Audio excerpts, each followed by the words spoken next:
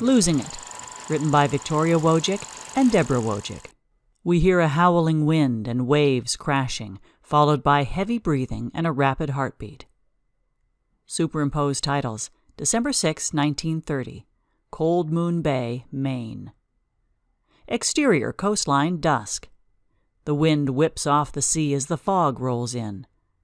Madeline Linwood, mid-30s and panic-stricken, races down a deserted dirt road towards a lighthouse in an expensive black dress and heels.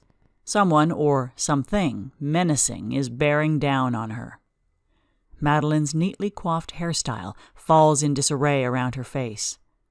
Around her neck, a weathered moonstone pendant bounces and hits her in the chest as she runs. She grips the pendant, halting the bounce. Madeline glances behind her furtively every minute or two. As she does this, her hair blows into her eyes, blocking her vision. Snap!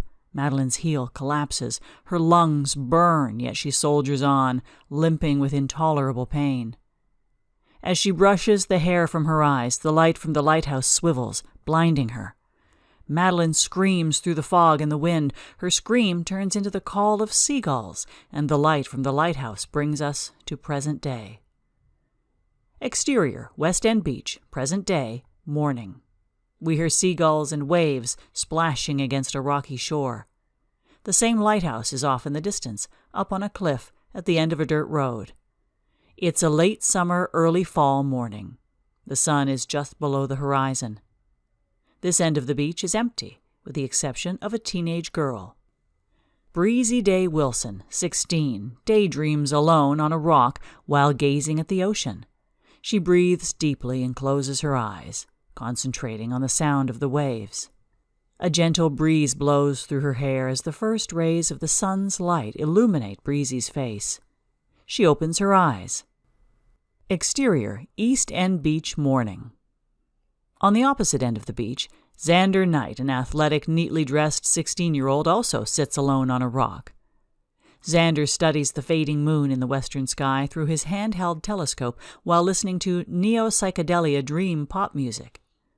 Behind Zander, Luke Knight, 26, talks with Roberto Bob Randazzo, a large, burly man, mid-40s, on a dock. Behind them, a group of fishermen load crates onto a boat. Luke appears to be an older version of Zander, but has an icy demeanor. All business, he scrolls through his phone, deep in thought.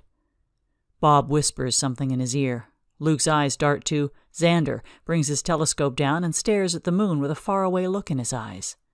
A pair of hands rips out Zander's earbuds, just as the dreamy chorus of the song begins to build. Hey! Startled, but only slightly, Zander half turns around to look up at his older brother. I need a legit camera. I saw this one online that has a full-frame sensor and a max res of 4K at 30 FPS with a max speed of 8 FPS. You think Dad would get it for me? You lost me at legit camera. Get your astrophoto head out of your ass and get your butt over here. Bob's having an episode. Fuck Bob. Luke forces Zander to his feet by grabbing him by the shirt, swiftly knocking the telescope from Zander's hands. It falls to the ground. Don't break it. I'll break more than that if you don't start chipping in. Now get the fucking inventory list out of the van like I asked you. It's on the front seat. Luke roughly shakes Zander loose and marches back to the dock in a huff. Zander picks up his telescope, gives Luke the evil eye, and shuffles to the van. Zander opens the passenger's seat door and picks up his telescope's case. While wiping the sand and dirt off the telescope, he spots the inventory list on the floor.